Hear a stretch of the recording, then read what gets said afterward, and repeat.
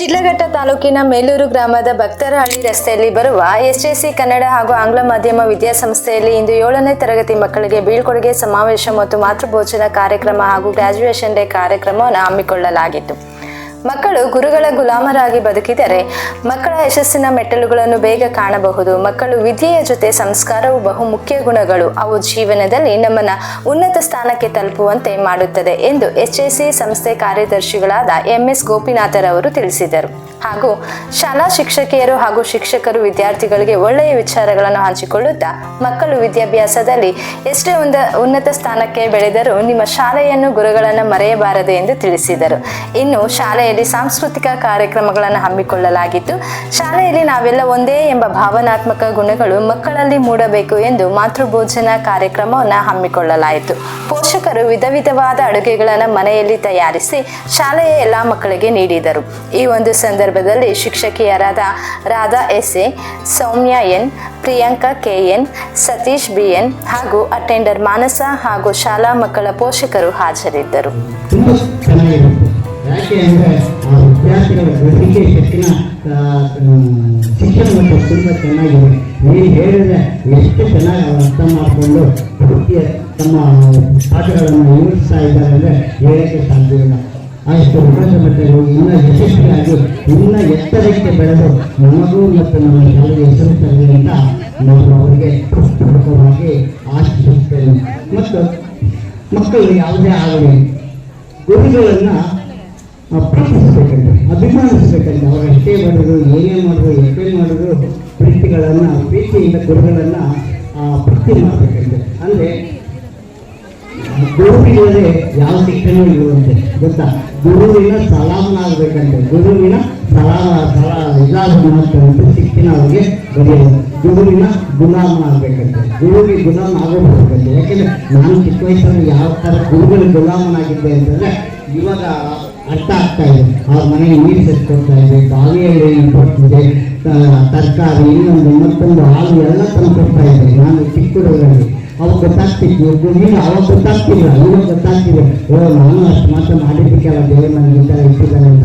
ಅದಕ್ಕೆ ಯಾವುದೇ ಆಗಲಿ ಗುರುಗಳಿಗೆ ಇನ್ನೂ ಅಸಹ್ಯ ಮಾಡಿ ಗುಲಾಮರಾಗಿರ್ಬೇಕಂತೆ, ವಿಧೇಯರಾಗಿರ್ಬೇಕಂತೆ. ಆ ವಿಧೇಯರಾಗಿದ್ದಾಗ ಮಾತ್ರ ವಿದ್ಯೆ ಸಂಪೂರ್ಣವಾಗಿ ಒಡೆಯುತ್ತಂತೆ. ಅದೇ ಥರ ನಮ್ಮ ಶಾಲೆಯ ಎಲ್ಲ ವಿದ್ಯಾರ್ಥಿಗಳು 90-95% ತುಂಬ ಚೆನ್ನಾಗಿ ಮಕ್ಕಳು ವಿದ್ಯಾಭ್ಯಾಸವನ್ನು ಮಾಡ್ತಾ ಇದ್ದಾರೆ. ಇದು ಕಾರಣಗೊತ್ತರಾದ ಶಿಕ್ಷಕರಿಗೆಲ್ಲ ನಮ್ಮ ಧನ್ಯವಾದಗಳು. ಬಗ್ಗೆ ತುಂಬ ಚೆನ್ನಾಗಿ ಹೇಳಿದ್ದಾರೆ, ಅವ್ರಿಗೂ ತುಂಬ ಧನ್ಯವಾದಗಳು. ಅದೇ ರೀತಿಯಾಗಿ ಶಿಕ್ಷಣವನ್ನು ಪಡೆದಿದ್ದಾರೆ. ಈಗ ಪ್ರಸ್ತುತ ನಮ್ಮ ಶಾಲೆಯಲ್ಲಿ 50 ವಿದ್ಯಾರ್ಥಿಗಳು ಶಿಕ್ಷಣ ಪಡೆಯುತ್ತಿದ್ದಾರೆ. ಅನುಭವವುಳ್ಳ ಹಾಗೂ ಅರ್ಹ ಶಿಕ್ಷಕರು ವಿದ್ಯಾರ್ಥಿಗಳ ಸಮಗ್ರ ಬೆಳವಣಿಗೆಗಾಗಿ ಶ್ರಮಿಸುತ್ತಿದ್ದಾರೆ. ಶೈಕ್ಷಣಿಕ ಸಾಧನೆಗಳು: ವಿದ್ಯಾರ್ಥಿಗಳು ವಾರ್ಷಿಕ ಪರೀಕ್ಷೆಗಳಲ್ಲಿ ಉತ್ತಮ ಫಲಿತಾಂಶವನ್ನು ದಾಖಲಿಸಿದ್ದಾರೆ. ಪಠ್ಯೇತರ ಚಟುವಟಿಕೆಗಳಲ್ಲಿಯೂ ವಿದ್ಯಾರ್ಥಿಗಳು ಭಾಗವಹಿಸಿ ಪ್ರಶಸ್ತಿಗಳನ್ನು ಗಳಿಸಿದ್ದಾರೆ. ವಾರ್ಷಿಕ ಆಚರಣೆಗಳು: ಜೂನ್ 5ರಂದು ವಿಶ್ವ ಪರಿಸರ ದಿನದಂದು ಗಿಡ ನೆಡುವ ಕಾರ್ಯಕ್ರಮ ಮತ್ತು ಜಾಗೃತಿ ಕಾರ್ಯಕ್ರಮಗಳನ್ನು ನಡೆಸಲಾಗಿತ್ತು.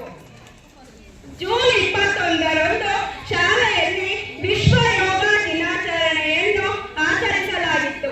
ಎಲ್ಲ ಸಕಲ ರೋಗಗಳಿಗೂ ಯೋಗ ಮದ್ದು ಎಂಬ ಅರಿವನ್ನು ಮೂಡಿಸಲು ವಿದ್ಯಾರ್ಥಿಗಳಿಗೆ ಯೋಗದ ಮಹತ್ವವನ್ನು ತಿಳಿಸಲಾಗಿತ್ತು. ಜುಲೈ 18 ಶ್ರೀ ಜಯಚಾಮರಾಜೇಂದ್ರ ಒಡೆಯರ್ ಅವರ ಜನ್ಮ ದಿನಾಚರಣೆ ವಿಶೇಷವಾಗಿ ಆಚರಿಸಲಾಗಿತ್ತು.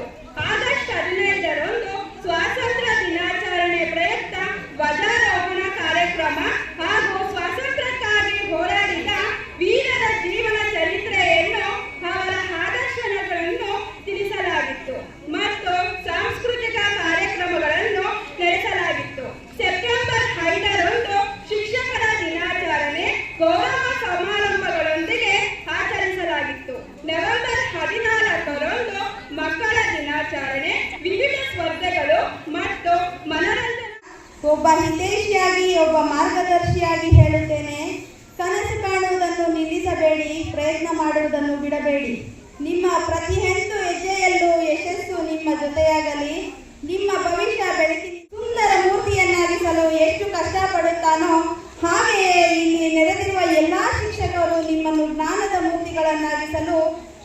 ಕಲಿಸಿದ್ದಾರೆ ಅನ್ನುವುದು ನನ್ನ ಅಭಿಪ್ರಾಯ. ಗುರು ಬ್ರಹ್ಮ ಗುರು ವಿಷ್ಣು ಗುರುರ್ದೇವೋ ಮಹೇಶ್ವರ ಗುರು ಸಾಕ್ಷಾತ್ ಪರಬ್ರಹ್ಮ ತಸ್ಮೈ ಶ್ರೀ ಗುರುವೇ ನಮಃ. ಧನ್ಯವಾದ. ನೋಡಿದಾಗ ಶಿಕ್ಷಕರಾಗಿ ನಮಗೆ ಅಪಾರ ಹೆಮ್ಮೆ ಉಂಟಾಗುತ್ತದೆ. ಶಾಲೆ ನಿಮಗೆ ಪಾಠ ಪುಸ್ತಕದ ಜ್ಞಾನವಷ್ಟೇ ಅಲ್ಲ, ಶಿಸ್ತು, ಸಂಸ್ಕಾರ, ಮಾನವೀಯತೆ ಮತ್ತು ಸಮಾಜ ಸೇವೆಯ ಮೌಲ್ಯಗಳನ್ನು ಕೂಡ ಕಲಿಸಿದೆ. ಜೀವನದಲ್ಲಿ ನೀವು ಯಶಸ್ಸು ಪಡೆಯಲು 3 ವಿಷಯಗಳನ್ನು ನೆನಪಿಡಿ. ಅವು ಯಾವುವೆಂದರೆ ಪರಿಶ್ರಮವನ್ನು ಬಿಡಬೇಡಿ, ಪ್ರಾಮಾಣಿಕತೆಯನ್ನು ಕಾಪಾಡಿ, ತಾಯಿ ತಂದೆ ಮತ್ತು ಗುರುಗಳನ್ನು ಗೌರವಿಸಿ. ನಿಮ್ಮ ಮುಂದಿನ ವಿದ್ಯಾಭ್ಯಾಸ ಮತ್ತು ಭವಿಷ್ಯದ ಕನಸುಗಳಿಗೆ ನಮ್ಮ ಹೃತ್ಪೂರ್ವಕವಾದ ಶುಭಾಶಯಗಳು. ನೀವು ಎಲ್ಲಿ ಹೋದರೂ